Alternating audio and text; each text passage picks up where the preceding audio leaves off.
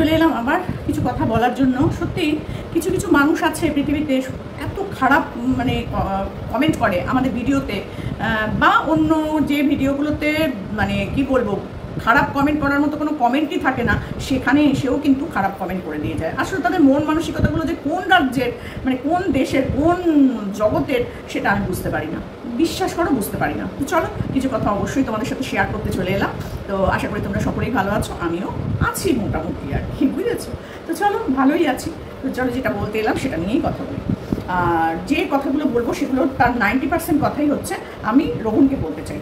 রোহন আর সোনামা এই দুজন কিন্তু আমাদের ভীষণ ভীষণ প্রিয় মানুষ। তার সাথে তামিম, এমজি, তারপরে হচ্ছে তুষার, রাজদীপ, তারপরে হচ্ছে বাপ্পা, আরও এরকম কত কত মানুষ আছে। একদম নতুন এসেছে শুভঙ্কর নাকি যেন নাম, আমি ভুলে যাই না। তো তারা তো প্রত্যেককে কিন্তু আমি ভীষণ ভালোবাসি, তাদের ভিডিওগুলো দেখার চেষ্টা করি এবং দেখার পরে মানে কি বলবো সেটা নিয়েই ভিডিও করতে এক এক সময় বসে পড়ি। তো সেরকমই রোহনের ভিডিও কালকে দেখেছি, আজকেও দেখেছি। তবে রোহন, তোমাকে একটা কথা কিন্তু আমাদের বলার আছে। যেহেতু আমি তোমার মানে কি বলবো নানির বয়সী বা দাদির বয়সী হবো হয়তো, তো সেখান থেকে দাঁড়িয়ে তোমাকে কিছু বলার অধিকার নিশ্চয়ই আমার আছে। তুমি যদি বলো কমেন্ট বক্সে এসে আমাকে জানিও যে না আপনি আমাকে এইভাবে বলবেন না, তাহলে আমি আর কোনো দিনও বলবো না, ঠিক আছে? তো দেখো, যাকে ভালোবাসবো তাকে তো শাসন করার অধিকারটাও থাকে, তাই না? তো সেই হিসাব থেকে বলছি যে সোনামাকে তুমি এরকম খালি পায়ে মাঠে যেতে দিও না। এটা কিন্তু খুব খারাপ হচ্ছে। কোন দিন কোনো কিছু ফুটে গিয়ে সেপটিক হয়ে গেলে বাচ্চাটার যে কী কষ্ট হবে সেটা তুমি ভাবতেও পারছো না। তাকে নিয়ে দৌড়াদৌড়ি চিকিৎসা করার তো বড় কথা থেকে ওর যে কষ্টটা হবে ও কিন্তু সেটা বোঝাতে পারবে না, ও শুধু চিৎকার করে কাঁদবে।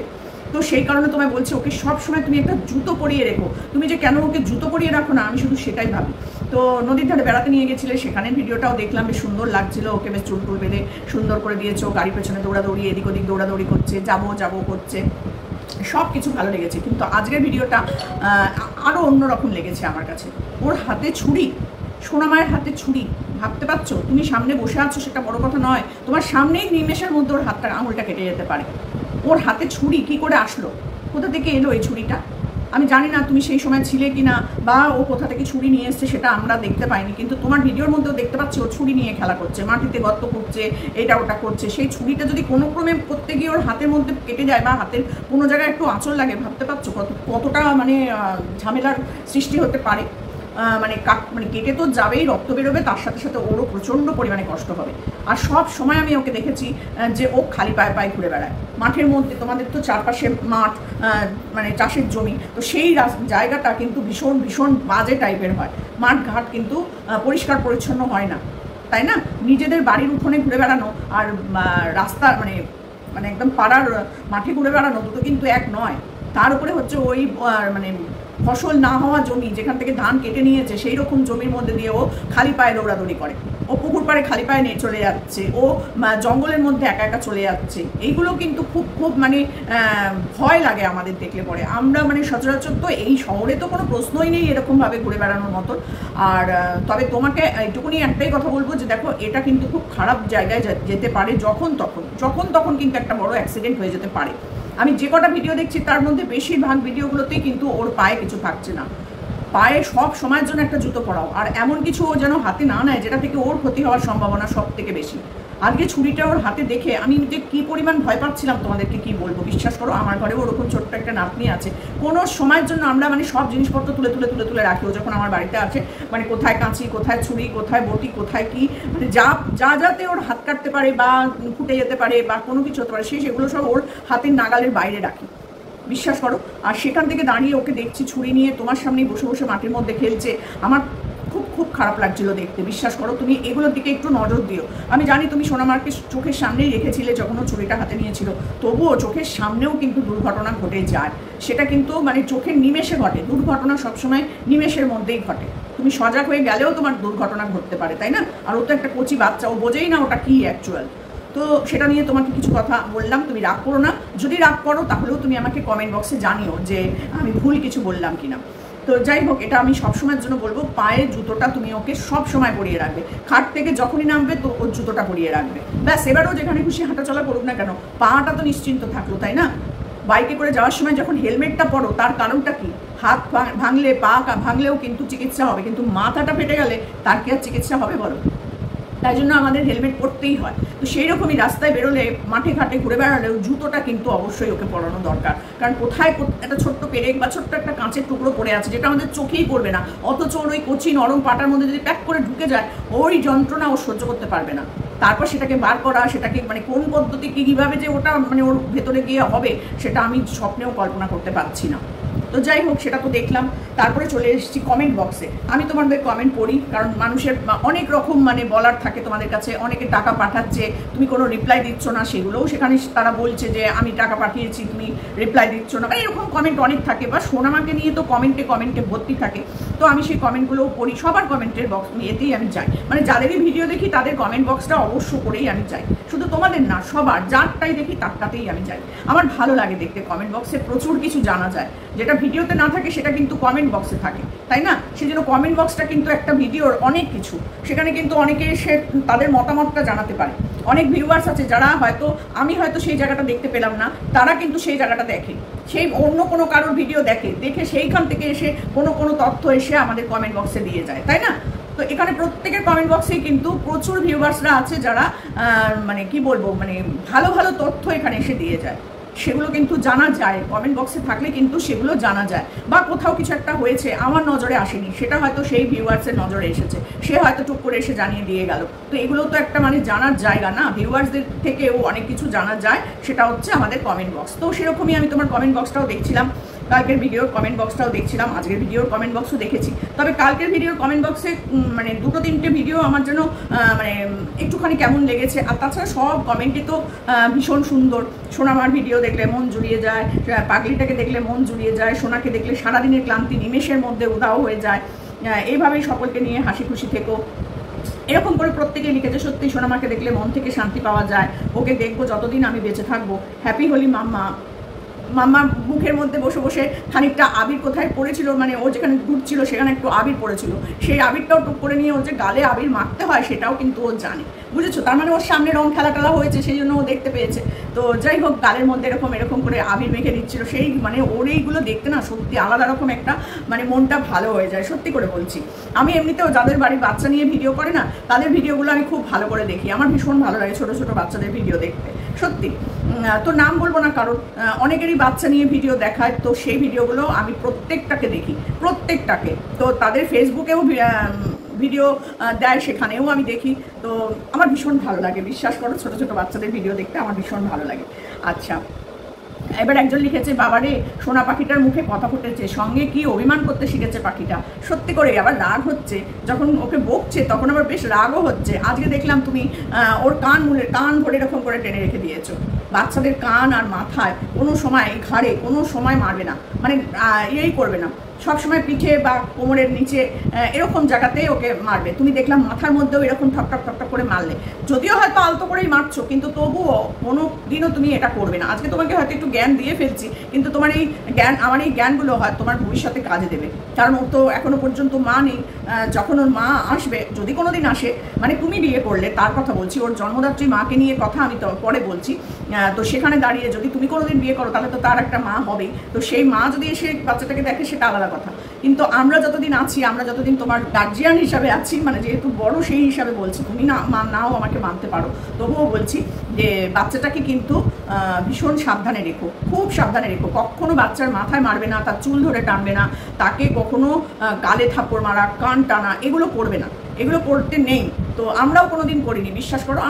আমি মারতাম, আমি পিঠে মারতাম, কোমরে মারতাম, পেছন দিকে মারতাম, কিন্তু কখনো চুলের মুঠি ধরে টানা, খুব রাগ হলে হয়তো অসতর্ক অবস্থায় বা অতিরিক্ত উত্তেজনায় হয়তো কেউ টেনে ফেলে, কিন্তু কখনো টানা উচিত নয়, কোনো সময় মাথার চুল ধরে টানা উচিত না, বা কানের এখানে, তারপরে হচ্ছে গিয়ে তোমার এরকম জোরে কান টানা, এগুলো কিন্তু উচিত না।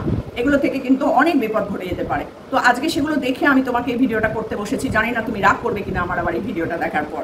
তো রাগ করলেও অবশ্যই তুমি আমাকে জানিও যে তুমি রাগ করেছো। আর যদি মনে করো যে না, এটা তুমি তোমার ভালোর জন্য বলেছি, তাহলে অবশ্যই বলো যে না, এটা থেকে আমি অনেক কিছু জানলাম। তো যাই হোক, সেটা তোমার সাথে শেয়ার করলাম। আচ্ছা, তারপরে দেখো এখানে অনেক অনেক অনেক ভিডিও মানে কমেন্ট এসছে, অনেক কমেন্ট। রোহন বাবা, তোমার পাপা মেয়ে দুজন মিষ্টি, তোমাদের খুনসুটি দেখতে ভালো লাগে, লাভ ইউ সোনামা। সত্যি এই কমেন্টগুলো পড়তে পড়তে না নিচের দিকে যত যাচ্ছিলাম তত সোনামা সোনামা সোনামা, শুধু সোনামা সোনামা।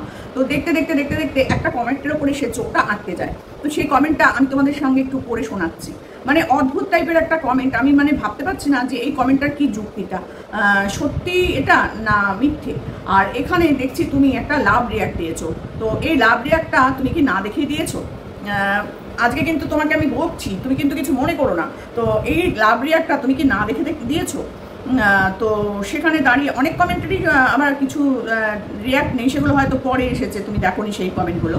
কিন্তু সব কমেন্টে, বেশিরভাগ কমেন্টেই তুমি লাভ রিয়াক্ট দিয়ে গেছো। তুমি কি না দেখে দিয়েছো সেটা আমি বুঝতে পারছি না। যদি দেখে দিয়ে থাকো তাহলে কিন্তু একটা প্রশ্ন আমাদের কাছে চলেই আসে, সেটা হচ্ছে যে যে মানে কমেন্টটা করেছে তার নাম আমি বলবো না, কমেন্টটা আমি কারোরই নাম বলছি না।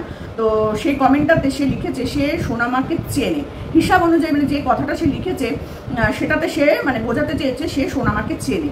তো সে যদি সোনামাকে চিনে থাকে আর তুমি যদি সেটাতে লাভ রিয়াক্ট দিয়ে থাকো তাহলে এটা মানেটা কি তুমি একটু আমাদের কাছে খোলসা করে বলো, আমরা একটু জানতে চাই। কারণ এখানে তুমি লাভ রিয়াক্ট দিয়েছো যখন, তখন নিশ্চয়ই কমেন্টটা পড়েছো।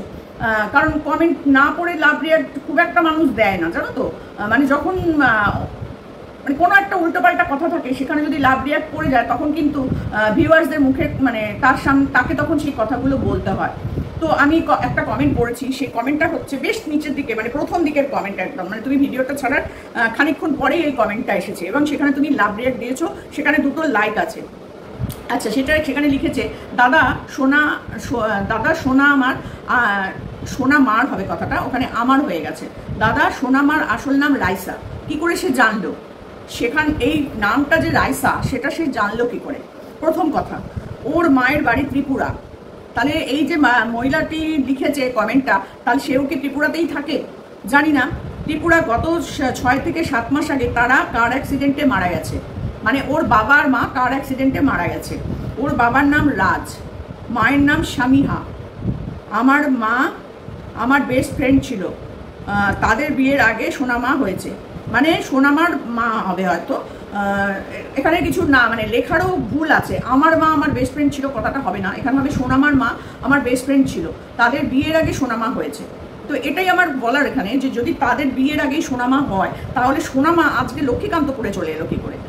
সোনামা আজকে লক্ষ্মীকান্তপুরে চলে এলো কি করে? কারণ মানে বাচ্চাটাকে তো মানে রাস্তায় কুড়িয়ে পাওয়া বাচ্চা, তাই না? সেই বাচ্চাটাকে কতগুলো আমরা যেটা দেখেছি, যেটা আমাদের রোহন দেখিয়েছে কিভাবে ও সোনামাকে নিয়ে এসেছে, তো সেখানে দেখেছি সোনামা একটা গাছের নিচে বসে আছে, কতগুলো লোক তাকে বসিয়ে রেখে মানে চুরি ছিনতাই এসব করছে। তাহলে কি সোনামাকে ওরা বিক্রি করে দিয়েছিল? ওর মানে বাড়ির যে আরও অন্য আত্মীয় স্বজন বিক্রি করে দিয়েছিল, নাকি রাস্তায় বাবা মা মরে যাওয়ার পর সোনামা ওখানে পড়েছিল, কিছু লোক ওকে তুলে নিয়ে চলে আসে? মানে কোনোটাই ঠিক বুঝতে পারছি না। রহস্যই ঘেরা হয়ে গেল সোনামার এই কমেন্টটা থেকে, মানে রহস্য মানে একটা দানা বেঁধে গেল মানুষের মনের মধ্যে, তাই না? যে সোনামা যদি ত্রিপুরায় জন্মে থাকে তাহলে সোনামা ওই রকম তুমি যেখানে পেয়েছো ওকে, জানি না ওটা কোন জায়গাটা, আমার অতটা মনে নেই। তো একটা রাস্তার মধ্যে, যে রাস্তার চারপাশে শুধু ধুধু মাঠ, আর কিছু নেই, কোনো মানুষের বাড়ি ঘর কিচ্ছু নেই, সেখানে 2-3টে মানুষ ওই বাচ্চাটাকে বসিয়ে রেখে এসে লুটপাট চালাতো, সেখান থেকে তুমি সোনামাকে তুলে নিয়ে এসেছো। এইটুকুনি আমাদের জানা ছিল। তো তারপরে শুনলাম সোনামার বাবা মা মারা গেছে। তো এখন শুনছি যে সোনামার বাবা কে ছিল, মা কে ছিল, সবটাই বুঝলাম, তারা রোড অ্যাক্সিডেন্টে মারা গেছে। তাহলে বাচ্চাটা এলো কোথা থেকে? বাচ্চাটাকে কি ওরা চুরি করে নিয়ে এলো, নাকি বাচ্চাটা বাবা মার সাথে ওই অ্যাক্সিডেন্টের ওখানেই বাচ্চাটা কোনো মতে বেঁচে যায়, নাকি বাচ্চাটা বাড়িতে ছিল তার কোনো আত্মীয় স্বজন ওকে বিক্রি করে দিল? কোনটা? কিছুই বুঝতে পারলাম না। তুমি যদি পারো এই কমেন্টের একটা সঠিক জবাব দিয়ে একটা ভিডিও করো। তো কারণ কি বলো তো, কারণ এইখানে তুমি একটা লাভ রিয়াক্ট দিয়েছো। তো সেই লাভ রিয়াক্টটা কেন দিয়েছো সেটাও তো আমাদের কাছে জানার না, যে তুমি কি এটা সহমত পোষণ করলে, নাকি না দেখে না জেনে টাকা করে লাভ দিয়ে গেছো, কোনটা জানি না। তোমাদের প্রচুর কমেন্টস আছে, তোমরা অত পড়তেও পারো না হয়তো, তো সেখানে তোমরা লাভ রিয়াক্ট দিয়ে যাও। কিন্তু যেখানে লাভ রিয়াক্ট দেওয়ার না সেই জায়গায় যদি লাভ রিয়াক্ট করে তাহলে কিন্তু অনেক কিছু হয়। অনেক কিছু আমরা চোখে দেখেছি, যে এরকম একটা লাভ রিয়াক্ট দেওয়ার জন্য স্ট্রাইক খেয়ে গেছে, এরকমও আমরা দেখেছি একজন কন্ট্রোভার্সি ক্রিয়েটার। তো সেই কারণে বলছি যে তুমি একটু খোলসা করে আমাদেরকে একটু জানিও সোনামার সত্যি করে আসল জন্ম বৃত্তান্ত। যদিও যদি তোমার কাছে মনে হয় যে না এই জায়গাটা আমি জানাবো না, তাহলে তুমি জানিও না, কিন্তু কিছু তো জানানোর আছে নিশ্চয়ই, তাই না? তো সেখান থেকে দাঁড়িয়ে এই কমেন্টটাতে তুমি লাভ রিয়াক্ট দিয়েছো বলে এই ভিডিওটা করলাম। আর সোনামাকে তুমি একটু যত্নে রাখো, এটাই তোমার কাছে বলার, আর কিছু না। তুমি যথেষ্ট যত্ন করো, খাওয়া দাওয়া, জামা কাপড় তুমি পাট করে সুন্দর করে তাকে বেড়াতে নিয়ে যাচ্ছ, সব করছো, কিন্তু খালি পায়ে তুমি এই মাঠে ঘাটে আলে বিলে পাঠিও না। সব সময় ওকে একটা জুতো পরিয়ে রাখো, একটা জুতো পরিয়ে রাখো। তো চলো, এটুকুনি বলার ছিল। কমেন্টটা অবশ্যই করে তুমি রিপ্লাই দিও আমাদেরকে, যারা আমরা সব সময় তোমাদেরকে নিয়ে আলোচনা করি, সমালোচনা করি, তো তাদের কাছে কিন্তু এটা প্রশ্ন, তাদের কাছেও কিন্তু মানুষ এসে জিজ্ঞাসা করবে যে এটার ব্যাপারটা কি হলো। তো সেই জন্য বলছি, অবশ্যই জানিও।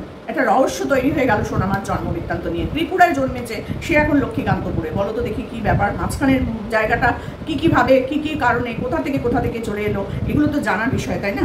তো চলো, এটুকুনি বলার ছিল, আপাতত রাখলাম।